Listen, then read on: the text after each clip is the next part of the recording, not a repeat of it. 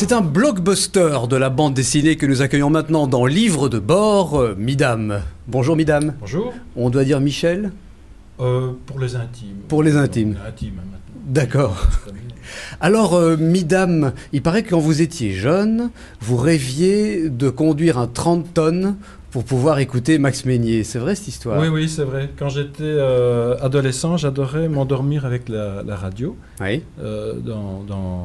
Dans la nuit, et j'écoutais cette émission. Et j'aimais beaucoup l'ambiance. Oui. Il y avait on sentait qu'il y avait une communauté.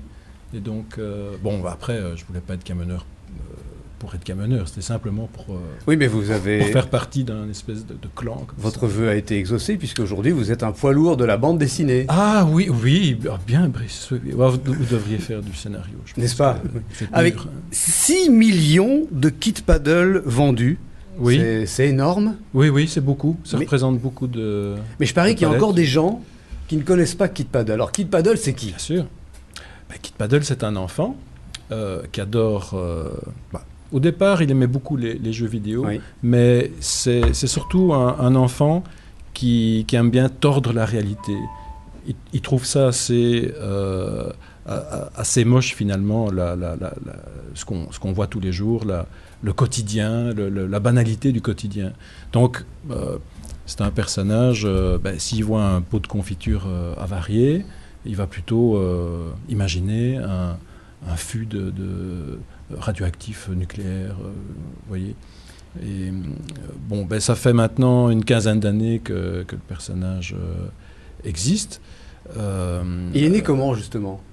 Il est né dans le magazine Spirou. Il y avait une rubrique de jeux vidéo à l'époque qui se dégageait. Ouais. Et on m'a demandé si je voulais reprendre le flambeau comme ça, au pied levé. Et donc, en une semaine, j'ai dû trouver le personnage très, très rapidement, finalement, avec une première page, un contenu, une histoire. Et parfois, c'est pas plus mal, parce que quand on a toute liberté, souvent, on tergiverse. On ne parvient pas à trouver quelque chose parce qu'on n'a pas de contrainte. C'est très bien, en tout cas pour moi, d'avoir de la contrainte. Cette contrainte s'est muée en un deuxième personnage, quelques années après, donc 8 ans après. Oui, mais il était déjà présent dans Kit Paddle, c'est-à-dire que le petit barbare, c'est un peu Kit Paddle mode guerrier. C'est-à-dire que quand il joue aux jeux vidéo, il est représenté par un personnage qui est le petit barbare. Oui. Et j'ai choisi de faire ça de manière... c'est muet. Ce sont des BD qui sont muettes. Et c'est un personnage qui doit trouver soit la sortie d'un niveau de jeu et ou sauver la princesse. Alors lui ou la princesse sont presque toujours massacrés à la fin, de la planche. Ça, c'est l'axiome de départ. Oui. C'est un petit peu un hommage à Bip Bip et le coyote, vous voyez. Oui. J'ai beaucoup ri quand j'étais enfant avec ça. J'ai vraiment voulu essayer de faire quelque chose qui ressemblait, mais avec un peu plus de modernité. Oui. Et cette modernité se traduit un peu dans le gore, parce que Will le coyote, il pouvait se faire écraser, exploser. Oui, c'est ça. On ne voyait jamais une goutte de sang, tandis que aujourd'hui... C'est de la réalité virtuelle, bien sûr. Oui. C'est pour ça qu'on peut se permettre d'aller très loin. Et que souvent le cerveau de la princesse explose en 1000 morceaux, mais ça pose pas de problème. Et ce sont des jeunes qui lisent cette bande dessinée. Les plus jeunes la lisent aussi. Oui, c'est-à-dire on s'est dit ça peut être aussi une espèce de marchepied pour arriver à Kit Paddle. Il y a des enfants effectivement qui ne lisent pas encore et qui sont amateurs du petit barbare parce qu'il n'y a pas de texte, c'est muet. Donc, ils peuvent rentrer dans l'univers très facilement. Et qui découvrent les monstres. Alors, des monstres, c'est quelque chose que vous aimez bien ?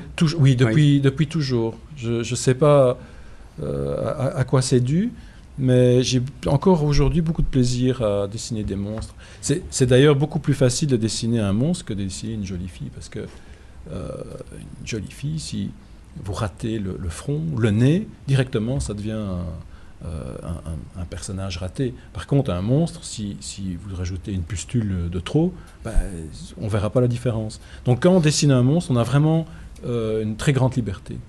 Vous avez été étonné du succès gigantesque des proportions que ça a pris? Parce qu'aujourd'hui, on est bien plus loin. Il y a un dessin animé, il y a une série. Ça fait des années en plus que ça fonctionne. Il y a tous les produits dérivés. Ça se multiplie. Ça prend un peu des allures de Disney ou de Tintin. Ah oui, mais c'est quelque chose que j'ai toujours espéré. Je ne me voyais pas du tout comme un artiste dans sa tour d'ivoire. D'ailleurs, je prends un peu l'exemple d'un Peyo ou d'un Hergé qui, on serait peut-être bien curieux de savoir combien d'albums sur toute sa carrière il a dessiné de A à Z. Je pense qu'il s'est fait très vite aider. Oui. Et moi aussi, j'aime bien m'entourer d'assistants parce que il y a des choses que je peux déléguer. Le plus important, c'est de trouver des bonnes histoires, de réaliser un bon dessin. Mais après, que ce soit moi ou quelqu'un d'autre qui le fasse, je n'ai pas un ego à ce niveau-là. Le plus important, c'est qu'on réalise un produit qui soit vraiment le mieux possible. Et je dis produit parce que c'est un peu provoquant de la part d'un artiste, mais il faut avoir du bon sens. À partir du moment où il y a une planche qui sort de mon bureau, elle suit un cycle exactement de la même manière que n'importe quel produit qu'on trouve dans un hypermarché. Donc il faut accepter que la bande dessinée soit un produit à ce niveau-là. L'art s'est toujours vendu. Léonard de Vinci se vendait également pour pouvoir faire ses toiles et ses sculptures. Vous-même, ça vous a un peu mangé tout votre temps, parce que j'ai appris que vous aviez deux passions, en tout cas principales, c'était le cinéma et la musique. Alors justement, le cinéma, il y a quelqu'un avec qui vous pourriez en parler ici, puisque c'est notre Madame Cinéma sur Liberty TV. Oui. C'est Niki qui adore aussi les petits-enfants, les albums pour les petits-enfants. Et c'est une grande fan du Blork. Ah oui, c'est vrai. Et je l'ai vu d'ailleurs à la Foire du Livre. Ah oui, il était en cage. Énorme succès à la Foire du Livre de Bruxelles.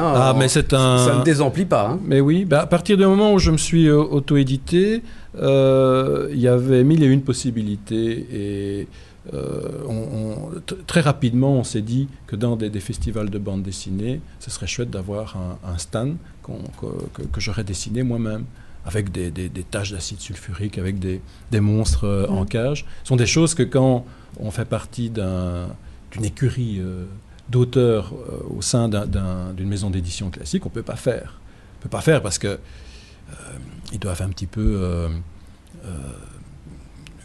saupoudrer tout le marketing sur tous les univers prioritaires. Alors que moi, je peux faire un stand à mon image parce que je suis le seul auteur de ma propre maison d'édition. Oui, on a eu beaucoup de succès, ça attire évidemment l'œil. Alors c'est vrai que moi j'aime beaucoup Midam, donc je n'ai pas eu le temps d'aller chez le coiffeur, donc je vais mettre ma casquette dédicacée. Ça va très bien. Mais voilà, moi je n'ai pas, j'assume ma fanerie, je ne sais pas si ça se dit d'ailleurs. Ta condition de fan. Alors tout d'abord, peut-être c'est une curiosité de ma part, quel est le dernier film que vous avez vu au cinéma ou en DVD, puisque vous êtes fan de cinéma? Oui, c'était lequel Pour le moment, je suis extrêmement déçu par ce que je vois à la télévision. Je l'ai effacé de ma mémoire. En fait, maintenant, je suis plus fan de téléséries. C'est vrai? Oui, il y en a beaucoup. Oui, il y en a beaucoup. Laquelle, la dernière? C'est Son of Anarchy, l'histoire de motards. Je vois. Des bikers en Harley Davidson. C'est vraiment bien fait. Ouais. Alors, je suppose que vous aimez aussi les livres pour enfants? Bien sûr. J'ai une formation d'illustrateur pour enfants, oui. Ça, je le savais. Ici, Pastel, c'est Béni et Teddy comme les grands. Bien sûr, c'est un petit lapin adorable, comme c'est bien. Oui, c'est un petit lapin adorable, bien sûr. Comme c'est bientôt au Pâques. Voilà, qui veut faire tout seul, comme les grands. Et l'histoire, c'est comme les grands, il prend son bain, il veut s'habiller tout seul. Le problème, c'est qu'il fait tout de travers. Et qu'au moment d'aller dormir, eh bien, comme les grands, il ne veut pas y aller forcément. Il ne veut pas aller dormir tout seul à ce moment-là. Et ses parents l'obligent. Ça me rappelle quelque chose, d'ailleurs, cette histoire. Ah non, je ne vois pas. Non. Oui, si. Et alors, à un moment donné, eh bien, il va quand même aller dormir après une grosse colère, bien sûr. Je trouve que les dessins sont assez adorables, comme ça. C'est très mimi comme tout. Et il va raconter une histoire à son doudou, son petit nounours, pour finalement s'endormir avec son doudou, bien sûr. Et qu'est-ce qu'il va y avoir derrière la porte? Eh bien, les parents qui ne font rien d'autre que d'aller dormir près de leur enfant. Donc c'est le contraire qui se passe. Et je trouve adorable de raconter ça à ses enfants le soir pour dire de dire, eh bien voilà, il n'y a pas que toi qui ne veux pas les dormir, les petits lapins aussi, et papa et maman, ben, finalement, ils font tout de travers également. Sinon, un autre coup de cœur que j'aime beaucoup aussi, c'est À table. Ça, c'est l'école des loisirs. Et là, c'est une petite fille qui n'a pas faim, qui ne veut pas déjeuner, et elle va créer comme ça un faux petit déjeuner pour ses copains, dont un crocodile qui est vraiment génial. Je trouve que il est psychédélique, celui-là. Oui, voilà. Au niveau des couleurs, je trouve ça trop, moi. Ça fait un peu Stones. Oui, ça fait un peu Stones ou John Lennon. C'est absolument adorable. LSD. Il va avoir un ours, bien sûr, et une espèce de hérisson comme ça. Oui. Je trouve que les dessins sont assez sympas. Vous aimez ce genre de dessin en général, ou vous aimez bien les choses un petit peu plus... Mais c'est quand même différent de l'univers de voilà, Midam, c'est une spécialité tout à fait différente, parce qu'il faut, avec un minimum de moyens, il faut capter l'œil d'un enfant. Ce n'est jamais facile. Et je trouve que c'est très très coloré et que ça captive bien les enfants. Voilà, ça c'est mes deux petits coups de cœur. Mais il y a une chose que l'on sait, Midam, dans l'édition, c'est que les livres pour enfants, ils sont faits pour plaire avant tout aux maman. Parce que c'est elle qui ont le porte-monnaie. Et qui en achète le plus. Parce que rarement les enfants ont le temps de lire ce que leur maman achète. Moi j'adore. Alors moi, il y a deux bandes dessinées, deux autres bandes dessinées que Cold Case, que vous devez absolument acquérir, mesdames, messieurs, pour le plus grand plaisir de vos jeunes. Pardon ? Tu es très très drôle. Oui, j'ai un petit côté américain. Comme ça. Oui. Un peu Spielberg, non ? Oui. C'est La Licorne de Gabella et Jean. C'est une série, donc c'est le 4e tome qui vient de paraître chez Delcourt. Les illustrations sont absolument somptueuses. C'est de la bande dessinée pour adultes et pour adultes aussi. Ça va faire plaisir à Niki. Ce sont les derniers jours de Stefan Zweig, de Sorel et Sexic. Laurent Sexic, qui est un psychanalyste, donc très proche de l'univers de Stefan Zweig, qui raconte donc les derniers jours. Et ça se rapproche un peu d'un des célèbres romans de Stefan Zweig, qui racontait les derniers jours d'un homme qui devient très jaloux de la femme qui s'est consacrée à lui. Ça a paru donc chez Casterman, Laurent Sexic, qui est aussi auteur de romans tout à fait passionnants.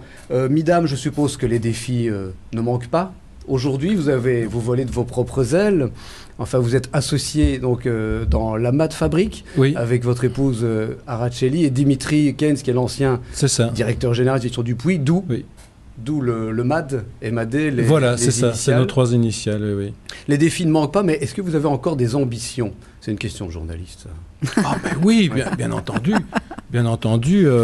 Ici, on va sortir plein d'albums cette année. Moi, j'ai vraiment une remotivation depuis qu'on s'est auto-édité. On a la série Game Over qui vit sa propre vie parce que on a réussi à s'entourer d'excellents scénaristes qui sont sous mon contrôle, bien entendu, des assistants dessinateurs. Et c'est toujours un défi énorme de lancer une série. C'est quand on en tient une, qu'on a un personnage. Les auteurs de bande dessinée disent toujours que c'est un challenge énorme parce qu'il y a une chance sur... C'est ça. C'est très difficile de faire un spin-off, comme on appelle ça, qui ait un petit peu de succès. Mais bon, ici, on a Kit Paddle, qui est bien entendu la colonne vertébrale de notre maison, mais on a Game Over qui marche très bien, et on a alors on va sortir au mois d'août le prochain Game Over qui va s'appeler Cold Case Affaire glacée parce que c'est le petit barbare qui est pris dans la glace. On connaît l'amateur des séries. Oui, c'est ça. Et fin d'année, le Kit Paddle 13 Slime Project sort, et juste après il y aura encore un Game Over qui va s'appeler Bomba Fatale. Entre-temps, on va faire un album jeu aussi, un album Cherche et Trouve. Ah oui, ça c'est sympa, ça. Les enfants adorent ça. Comme il y a pas mal de monstres dans l'univers de Kit Paddle, on s'est dit, tiens, ce serait bien de faire un tapis de Blork. Je l'avais fait une fois pour une page de garde de la série Game Over, et on avait caché des personnages, la princesse, le petit barbare. Et les gens étaient vraiment enthousiastes, et donc on s'est dit, si on faisait un album entier. Donc voilà, on a plein d'idées, et on se donne les moyens et l'ambition de le faire. Mesdames, merci beaucoup. On va se revoir et peut-être en compagnie de votre scénariste pour un nouveau personnage, dont on a déjà fait un peu connaissance, qui s'appelle Greeny, qui est vraiment dans l'air du temps. Alors, le premier album de Grigny va sortir au mois de mai. Oui. Et voilà, c'est un nouvel univers qu'on va lancer, plus gentil, qui a un léger caractère vert, comme dit le titre, mais c'est tout à fait dans mon style. Et on a aussi de l'ambition pour ce projet-là. Merci beaucoup, mesdames. Merci, Nick, et merci à vous de nous avoir suivis. On se retrouve la semaine prochaine, même jour, même heure, avec cette fois une spéciale cinéma.